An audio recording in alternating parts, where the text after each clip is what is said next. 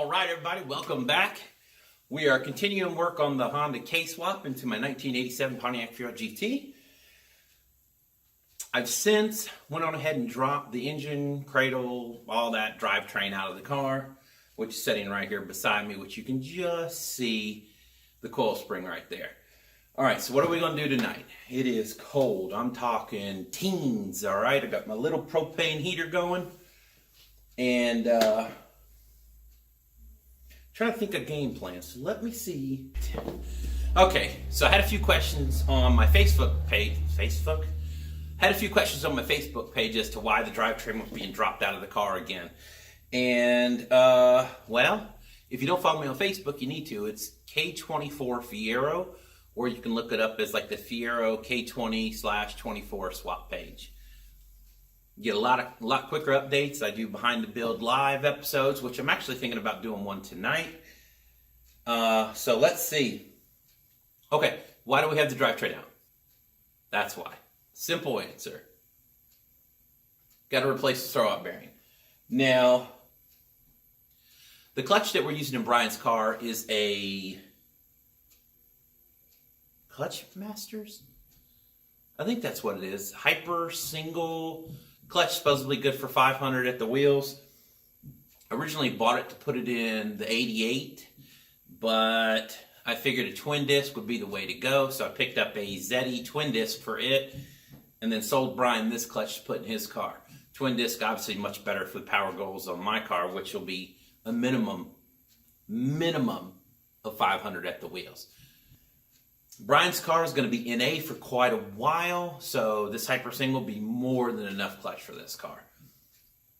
Eventually, we're going to put a turbo on it, but right now we just want to get it up, running, make sure everything works, let him get used to the car, and then it will be turboed later on.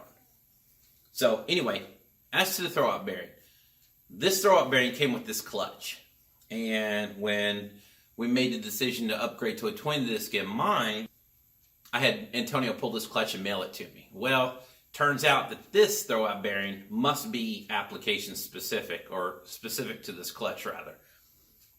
So Antonio gets to take my car apart and send this, because he said the clutch fork was way too tight on the twin disc. There was like zero play in it whatsoever. And on this one, yeah, it's got quite a bit of play.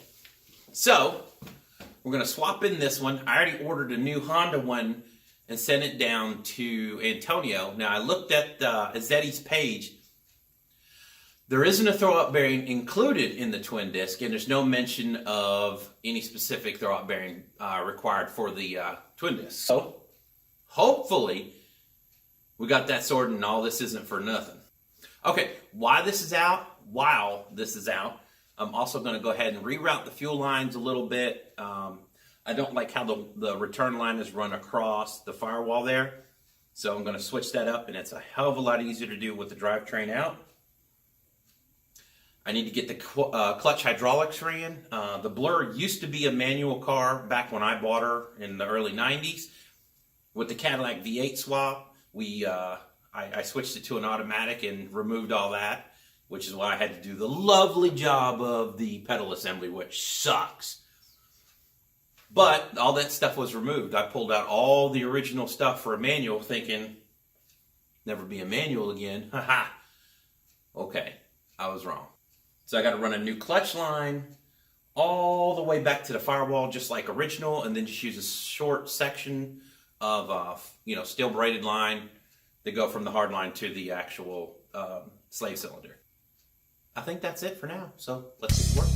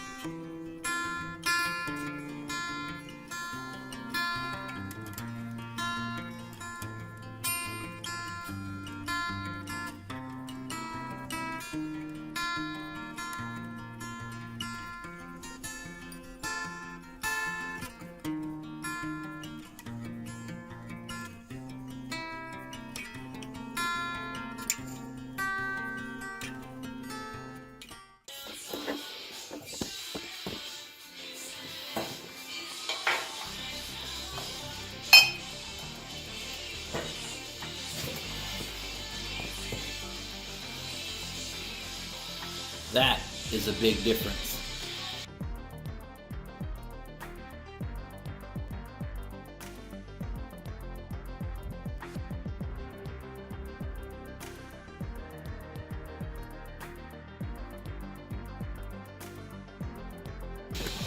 See right over there, that is the competition clutch, hyper single.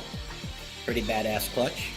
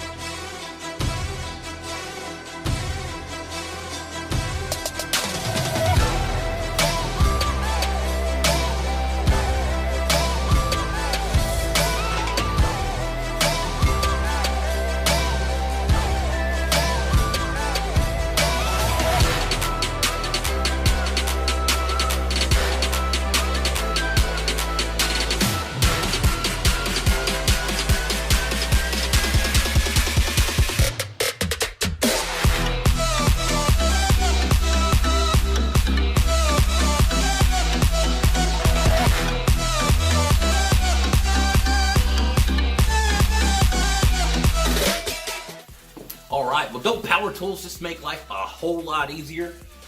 Throwout bearing is replaced, everything's buttoned back up. Next step, I believe maybe tomorrow, we'll go ahead and lay out the harness, see how that all fits up, and we'll get this thing ready to go back in the car. Well, once I do the fuel lines, but stay tuned.